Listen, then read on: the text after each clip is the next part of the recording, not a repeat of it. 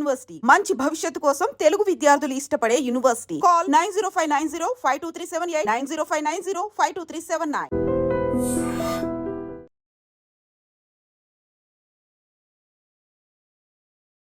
22వ తారీఖున జరిగినటువంటి ఉగ్ర దాడికి ప్రతీకారం తీర్చుకుంది భారతదేశం కూడా.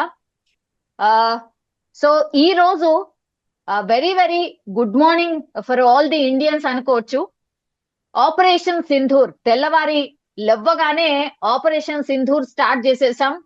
సో ఒక రకంగా చెప్పాలంటే ప్రతీకారం తీర్చుకున్నాం అని అనుకోవచ్చు. ఫస్ట్ రియాక్షన్ నేనైతే తెలుసుకోవాలనుకుంటున్నాను ఫారూక్ షుబ్లీ గారి నుంచి, మైనార్టీ పరిరక్షణ committee member as well as social worker also. Sir నమస్తే సార్. నమస్తే అమ్మా. Yes sir. సార్ మార్నింగ్ లేవగానే ఫస్ట్ మీరు చూసినటువంటి వార్త ఇదేగా, ఆపరేషన్ సింధూర్. జై హింద్. Yes sir. జై హింద్. జై హింద్. జై హింద్. జై హింద్. Yes sir. Exactly. We are very much proud to be an Indian, and we are very much proud of our Indian Army, and thank you to Indian Army and thank you to Indian government. ఎందుకంటే తల్లి మనస్ఫూర్తిగా thank you.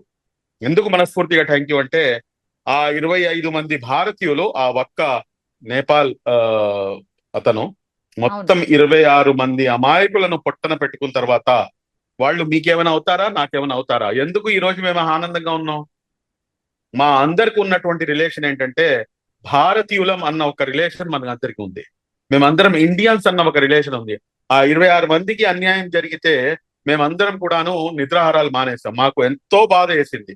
ఈ రోజున ఎలా ఉందంటే నా సొంతంగా నాకు ఏమైనా అన్యాయం జరిగిన తర్వాత ఆ ప్రతీకారం తీర్చుకున్న తర్వాత ఏదైతే సాటిస్ఫాక్షన్ ఉంటుందో అటువంటి సాటిస్ఫాక్షన్ లో ఈ రోజున మేము ఉన్నాం. ఎందుకంటే ఆ 26 మందికి సరి అయిన న్యాయం జరిగింది. వారికి డబ్బు ఇచ్చినా గానీ, ఇంకేమి ఇచ్చినా గానీ న్యాయం జరగదు. ప్రతీకారం మాత్రమే సరి అయిన న్యాయం. ఆ ప్రతీకారం ఈ రోజున ఇండియన్ ఆర్మీ తీసుకుంది కాబట్టి హ్యాట్స్ ఆఫ్ అండ్ సెల్యూట్ చేయాల్సినటువంటి అవసరం ఎంతైనా ఉంది. సార్ ఆపరేషన్ సింధూర్ దీనిపైన మీ ఒపీనియన్ ఏంటి సార్? అది పెట్టాల్సిందేనా అంటారా? నువ్వు హిందువా ముస్లింవా ఇంకొక పని చేసి కలమా చదవమని చెప్పేసి కేవలం కేవలం కేవలం పురుషుల్ని మాత్రమే చంపినటువంటి ఈ దుర్మార్గులు ఏదైతే సింధూరం ఉందో, నా ఆడబిడ్డల యొక్క సింధూరం ఏదైతే ఉందో, నా సోదరి మండలి యొక్క సింధూరం ఏదైతే దాన్ని తుడిచివేసే ప్రయత్నం చేశారు. చాలా సింబాలిక్ గా, చాలా సెంటిమెంట్ గా మరియు హృదయానికి హత్తుకునే విధంగా ఆపరేషన్ సింధూర్ అనేది రాబోయే తరాలు గుర్తుంచుకుంటుంది. పాకిస్తాన్ మాత్రమే కాదు, ప్రపంచం మొత్తం కూడాను మన భారతదేశ మహిళలతో ఏదైనా అన్యాయం జరిగితే కనుక పాకిస్తాన్ కాదు, మొత్తం ప్రపంచం కూడాను దీనికి, ఈ యావత్తు ప్రపంచం ఉన్నంత వరకు కూడాను ఈ ఆపరేషన్ సింధూర్ అనేది చరిత్రలో చిరస్థాయిగా నిలిచిపోతుంది. అందులో ఎటువంటి అనుమానం లేదు. సార్. సార్ అందరు అనుకున్నారు సర్జికల్ స్ట్రైక్, మరో సర్జికల్ స్ట్రైక్ జరుగుతుందేమో మేబీ అని అందరు అనుకున్నారు సార్. అండ్ ఈ రోజు కూడా ఒక మాక్ డ్రిల్ దేశవ్యాప్తంగా ఒక 200 పైచిలుకు ప్రాంతాల్లో మాక్ డ్రిల్ కూడా మనం యాక్చువల్లీ అరేంజ్ చేసుకుని ఉంటుంది. ఇప్పుడు క్యాన్సిల్ చేసేసారు సార్ మాక్ డ్రిల్ కూడా. సో మాక్ డ్రిల్ అయ్యాక మేబీ రేపో ఎల్లుండో మేబీ ప్లాన్ చేస్తారేమో అని అందరు అనుకున్నారు సార్. బికాస్ ప్రిపేర్డ్నెస్ మన దగ్గర అవసరం కాబట్టి అది ప్రిపరేషన్ అంత అయ్యాక మేబీ జరగచ్చేమో అనుకున్నారు సార్. కానీ వెరీ స్ట్రాటజిక్ మూవ్ సార్. ఇక్కడ గమనించాల్సింది ఏంటంటే ఇండియన్ ఆర్మీ చాలా స్ట్రాటజిక్ గా మీరు చెప్పినట్టుగా ఎక్కడ కూడాను పాకిస్తానీ సివిలియన్స్ పై కానివ్వండి, లేకపోతే కనుక పాకిస్తాన్ ఆర్మీపై కానివ్వండి, అంటే మేము వార్ కోరుకోవట్లేదు అన్న ఒక ఇండైరెక్ట్ సిగ్నల్ ని చాలా స్పష్టంగా ప్రపంచానికి చాటి చెప్పింది ఇండియన్ ఆర్మీ. అదేంటంటే ఏ రకంగా అయితే వాళ్ళు సివిలియన్స్ ని ఇక్కడ చంపారో ఎక్కడ కూడాను సివిలియన్స్ ని చెప్పలేదమ్మా. ఏదైతే ఉగ్రవాద స్థావరాలు ఉన్నాయో ఆ ఉగ్రవాద స్థావరాలను మాత్రమే టార్గెట్ చేయడం జరిగింది. 9 ప్రాంతాల్లో టార్గెట్ చేశారు. 9 ప్రాంతాల్లో టార్గెట్ చేశారు. అందులో నుంచి 5 వచ్చేసి పాక్ ఆక్యుపైడ్ కశ్మీర్ లో ఉన్నాయి. దాని తర్వాత 4 వచ్చేసి పాకిస్తాన్ లో ఉన్నాయి. పాకిస్తాన్ లో బహ్లావల్పూర్ మరియు అదేవిధంగా మురాద్, అదేవిధంగా సియాల్కోట్, ఈ ప్రాంతాల్లో దాడి చేసి దాదాపు 90 మందిని వీరందరూ కూడాను ఎవరైతే ఉగ్రవాదులు ఉన్నారో వారిని మటుమాయం చేసినటువంటి పరిస్థితి. ఇంకోటి మీరు ఇక్కడ గమనించాల్సినటువంటి అవసరం ఏంటంటే, ఏదైతే అగ్రీడ్ ఇంటర్నేషనల్ బార్డర్స్ ఉన్నాయో దాని తర్వాత లైన్ ఆఫ్ కంట్రోల్ అంటే పాక్ ఆక్యుపైడ్ కాశ్మీర్ లో ఉండేటటువంటిది లైన్ ఆఫ్ కంట్రోల్. కానీ అగ్రీడ్ ఇంటర్నేషనల్ బార్డర్స్ అదే విధంగా పాక్ టెరిటరీ ఏదైతే ఉందో అందులో దూరి మరి ఈ రోజున ఏదైతే ఉగ్రవాదులు ఎవరైతే వారి యొక్క స్థావరాలు ఉన్నాయో వాటిపై దాడి చేయడం నిజంగా హర్షణీయం, నిజంగా స్వాగతించదగ్గ అంశం ఇది. ఇక్కడ మరొకటి చాలా మీకు ఏమని చెప్పాలి, నేను యాక్చువల్ గా అయితే ఓన్లీ ఇండియా తప్పించి నేను ఇంకా వేరే అంశం ఏది కూడా మాట్లాడకూడదు అనుకున్నాను. కానీ కొంతమందికి భారతదేశంలో ఉన్నటువంటి కొంతమందికి కూడాను ఇది ముస్లింస్ లేకపోతే ముస్లిం అన్న పదం ఏదైతే ఉపయోగిస్తుంటారో భారతదేశ ముస్లింల యొక్క ఏదైతే దేశభక్తిని శంకిస్తారో ఈ రోజున ఈ ఆపరేషన్ సింధూర్ని ఒక మహిళల్ని వీళ్ళందరూ కూడాను వదిలిపెట్టేస్తే ఒక మహిళ దీన్ని మొత్తం కూడాను లీడ్ చేస్తుంది. ఆ మహిళ పేరు సోఫియా ఖురేషి. నాకు 1965లో ఏదైతే పాకిస్తాన్ తో జరిగినటువంటి ఏదైతే యుద్ధం ఉందో ఆ యుద్ధం గుర్తుకొస్తుంది. 1965లో బ్రిగేడర్ ఉస్మాన్, నేను ఆయన్ని మర్చిపోలేను ఎందుకంటే ఈ భారతదేశ ముస్లింలు స్వాతంత్రానికి ముందు, స్వాతంత్రం కోసం, స్వాతంత్రం తర్వాత కూడాను ప్రాణాలు అసూలు బాసినటువంటి చరిత్రలో కర్నల్ బ్రిగేడర్ ఉస్మాన్ మొదటి వరుసలో ఉంటారు. బ్రిగేడర్ ఉస్మాన్ గారు అప్పుడు పాకిస్తాన్ తో జరిగినటువంటి యుద్ధంలో పాకిస్తాన్ ఆయనకి ఆఫర్ ఇస్తుంది. ఏమని చెప్పేసి అంటే, మీరు పాకిస్తాన్ ఆర్మీ చీఫ్ గా మీరు రండి, మేము భాయిలం, మేము ముస్లింలం కాబట్టి మీరు ఇటువైపు వచ్చేయండి అని చెప్తే లెఫ్ట్ లెగ్ తో తన్ని ఆయన తన ప్రాణాలు ఈ దేశం కోసం ప్రాణాలు త్యాగం చేసినటువంటి బ్రిగేడర్ ఉస్మాన్ ఆ రోజున పాకిస్తాన్ పై జరిగినటువంటి యుద్ధంలో మేము గెలుపు సాధించిన దాంట్లో అతని యొక్క పాత్ర మర్చిపోలేండి. ఈ రోజున సోఫియా ఖురేషి గారికి నిండు 100 ఏళ్లు ఆయుష్ ప్రసాదించాలని చెప్పేసి సోఫియా ఖురేషి గారి యొక్క తండ్రి గారు, దాని తర్వాత వారి భర్త తాజుద్దీన్ ఖురేషి గారు కూడాను కర్నల్ గా ఆయన భారతదేశ ఆర్మీలో సేవలు అందిస్తున్నారు. సార్ ఎక్కడ శంకించట్లేదు సార్, కొంతమంది అటు ఇటుగా మాట్లాడుతుంటారు కాబట్టి వాళ్ళకి సంబంధించి ఏమో క్లారిఫికేషన్ ఇచ్చినారు అనుకుంటా, నాకు తెలిసి. I'm sure sir actually Hafiz Saeed sir ఆయన చనిపోయాడు అని అనుకుంటున్నారా మీరు కూడా? అంటే సార్ అంత ఈజీగా చనిపోతాడా? నాకైతే ఏమో సార్, నాకైతే డౌటే. లేదమ్మా, నాకు కూడాను డౌటే. ఎందుకంటే హఫీజ్ సయీద్ అంత తొందరగా చిక్కుతాడా అంటే గనక నాకు తెలిసినంత వరకు మీ మాటతో నేను కూడా ఏకీభవిస్తున్నాను. కానీ 90 మంది ఉగ్రవాదులు ఎవరైతే చనిపోయారో ఇందులో ఖచ్చితంగా ఏంటంటే కొంతమంది పెద్ద తలకాయలు ఉండే అవకాశం ఉంది అని చెప్పేసి వస్తున్నటువంటి వార్తలు. అది కనుక జరుగుంటే కనుక నిజంగా దాన్ని మనం స్వాగతించాల్సినటువంటి అంశమే.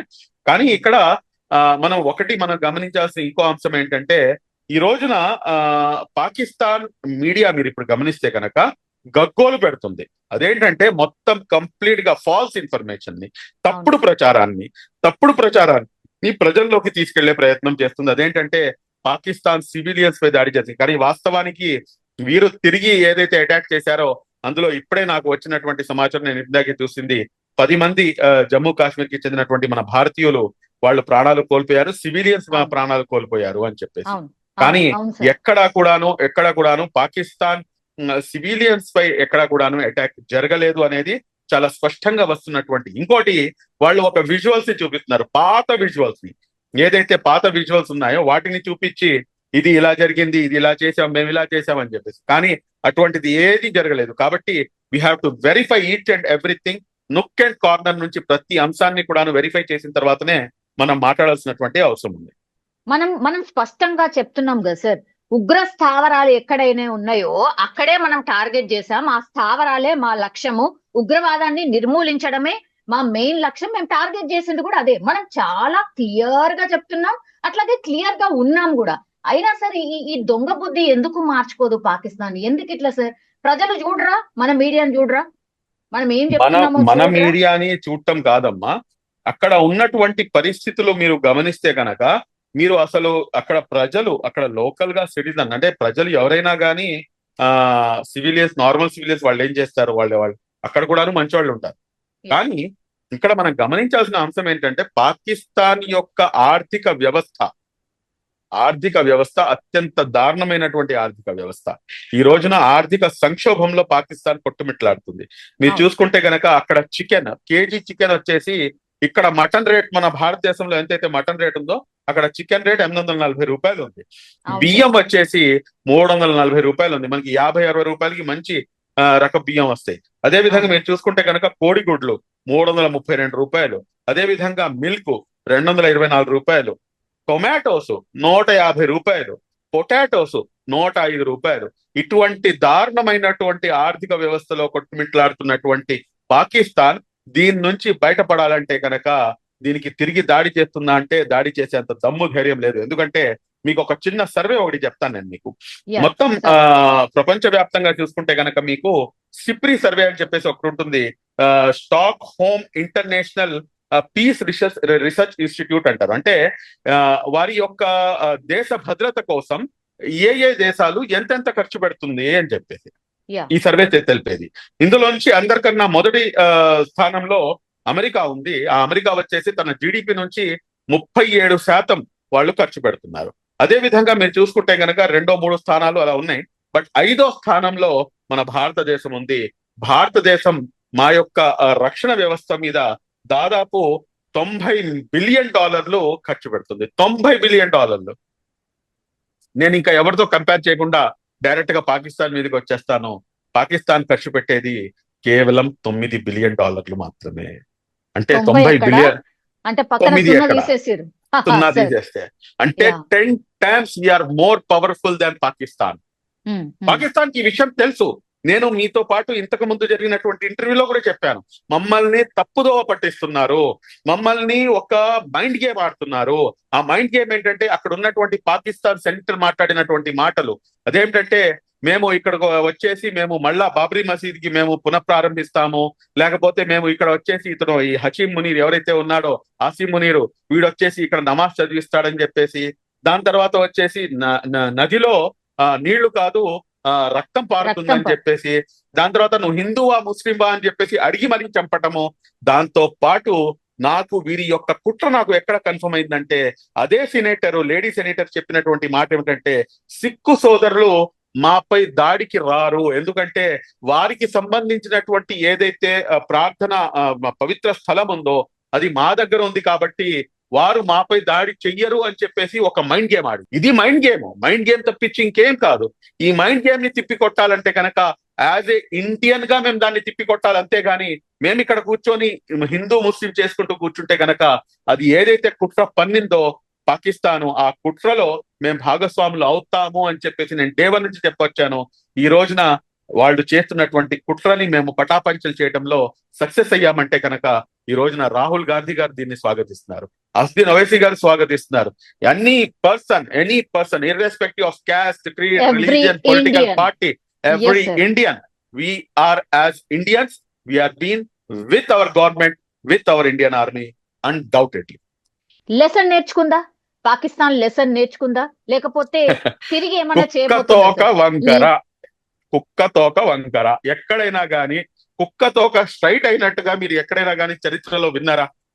అది అయ్యే పరిస్థితి లేదు, అది అయ్యే ప్రసక్తి లేదు. కాబట్టి పాక్ పరిస్థితి ఏంటంటే కుక్క తోక వంకర అనే సామెత పాకిస్తాన్ కి సరిగ్గా సూట్ అవుతుంది. కాబట్టి ఇక్కడ ఇంకోటి మీరు గమనించాల్సినటువంటి అంశం ఏంటంటే, ఇక్కడ పాకిస్తాన్ కి బయట నుంచి ఎవరు కూడాను దాయాది దేశం అని చెప్పేసి మమ్మల్ని భావించాల్సిన అవసరమే లేదు, మాకు అసలు శత్రు దేశంగా పరిగణలోకి కూడాను మేము తీసుకోకూడదు అంటారు. ఎందుకంటున్నానంటే అక్కడ లోకల్ గా ఉన్నటువంటి మీరు ఒకసారి చూసుకుంటే కనుక జుల్ఫికార్ అలీ భుట్టోని చంపింది ఎవరండి? పాకిస్తాన్ ఆర్మీ. అదే విధంగా బేనజీర్ భుట్టోని చంపింది ఎవరండి? పాకిస్తాన్ ఆర్మీ. అదే విధంగా నవాజ్ షరీఫ్ ని గద్దె దింపి ఇప్పుడు ఉన్నటువంటి అతని సోదరుని గద్దెకెప్పి ఎక్కించింది ఎవరండి? పాకిస్తాన్ ఆర్మీ. అంటే భుట్టోపై షరీఫ్ పై భుట్టోని ఉసగొలిపి వారి యొక్క రాజకీయ పబ్బాన్ని గడుపుకునేటటువంటి ఏదైతే పాకిస్తాన్ ఆర్మీ ఉందో, ఈ పాకిస్తాన్ ఆర్మీ చీఫ్ ఆసిం మునీరు అతను ఎప్పుడో దిగిపోవాలి. వీళ్ళే సొంతంగా ఏంటంటే వీరే కొంతమంది 5 మిలిటరీ జనరల్స్ ని ఎక్స్టెన్షన్స్ ఇచ్చుకొని వీళ్ళే కొనసాగుతున్నారు. అక్కడ వాళ్ళకి ఇంటర్నల్ గా ఉన్నటువంటి సమస్యలు అనేకమైనటువంటి ఉన్నాయి. కాబట్టి పాకిస్తాన్ తో మనం అసలు ఎక్కడ కూడాను మాకు అసలు శత్రు దేశంగా కూడాను భావించాల్సినటువంటి అవసరం లేదు. యా మీరన్నట్టుగా ఇప్పుడు కుక్క తోక వంకర సార్, మరి ఏం చేస్తుంది పాకిస్తాన్? మీరన్నట్టుగా మళ్ళా పోనీ వాళ్ళకి బలం ఉందా అంటే అది కూడా లేదు. ఆర్థికంగా దెబ్బతినుంది. ఆల్రెడీ సామాన్యులకైతే అసలు ఏది కొనేటట్టు లేదు, ఏం తినేటట్టు కూడా లేదు ఆడ పరిస్థితి. ఇంకోటి సార్, మొన్న ఒక మస్జిద్ లో మత పెద్ద ఎవరో అడిగినరు అక్కడ ఉన్న వాళ్ళని. ఐ థింక్ ఇస్లామాబాద్ లో లాల్ కి సంబంధించి లాల్ మస్జిద్ ఏదో సంథింగ్ ఉంది సార్. అక్కడ ఆయన మత పెద్ద అడిగాడు. క్లియర్ గా వీడియో కూడా వచ్చింది సార్, చాలా వీడియో వైరల్ కూడా అయింది. అందులో అడుగుతున్నాడు, పాకిస్తాన్ అండ్ ఇండియా మధ్య యుద్ధం జరిగితే యుద్ధం కోరుకుంటున్నారా అని అంటే, ఎవరైనా కోరుకునే వాళ్ళు లిఫ్ట్ ఇట్లా హ్యాండ్ లేపండి అని అంటే ఒక్కళ్ళు కూడా హ్యాండ్ లేపలేదు సార్. కొన్ని వందల మంది ఉన్నారు మస్జిద్ లా. సో పౌరులు అసలు కోరుకోవట్లేదు సార్. అక్కడ ఉగ్రవాదులను 100%. పెంచి పోషించడము ఎందుకు, ఇట్లా వాళ్ళ నష్టం చేసుకోవడం ఎందుకు సార్? ఇది ఎప్పుడు అర్థమవుతుంది పాకిస్తాన్ కి? మరి వాళ్ళ యొక్క పరిస్థితి చాలా దయనీయమైనటువంటి పరిస్థితి అమ్మ వాళ్ళది. వాళ్ళు ఏంటంటే ఇప్పటికైనా కానీ మారకపోతే కనుక మేము ఏదైతే అఖండ భారతదేశం ఉందో ఆ అఖండ భారతదేశం వైపుకి అడుగులు వేయాలి అని చెప్పేసి మన ప్రధాని నరేంద్ర మోదీ గారికి మనం ఇవ్వాల్సినటువంటి మెసేజ్ అయితే అదే. అఖండ భారతదేశంలో పాక్ ఆక్యుపైడ్ కాశ్మీర్ ని కూడా ఎంత ఆనందంగా ఉంది చూడండి. అఖండ భారతదేశం అంటే ఒక రకమైనటువంటి ఫీలింగ్ రావట్లేదు. మళ్ళా ఏదైతే పురాతనమైనటువంటి మన భారతదేశం ఉందో దాన్ని మనం కైవసం చేసుకొని అందరినీ కూడాను కలుపుకొని మనం ముందుకు పోదాం. అఖండ భారతదేశాన్ని నిర్మించే దిశగా కనుక మనం అడుగులు ముందేస్తే ఆఫ్ఘనిస్తాన్ దగ్గర నుంచి తీసుకొని ఇటు పాకిస్తాన్, పాక్ ఆక్యుపైడ్ కాశ్మీర్ కానివ్వండి, లేకపోతే బంగ్లాదేశ్ కానివ్వండి, వీళ్ళందరినీ కూడాను మనం ఇచ్చేసుకుంటే అంటే అటువంటి పరిస్థితులు వస్తే గనక ఖచ్చితంగా అఖండ భారతదేశం వైపు అడుగుపెట్టి అక్కడ ఉన్నటువంటి ప్రజల్ని కూడాను సుఖశాంతులతో నివసించే విధంగా మనం అవకాశం కల్పించాలని చెప్పేసి కూడా నేను భావిస్తాను. Yes sir.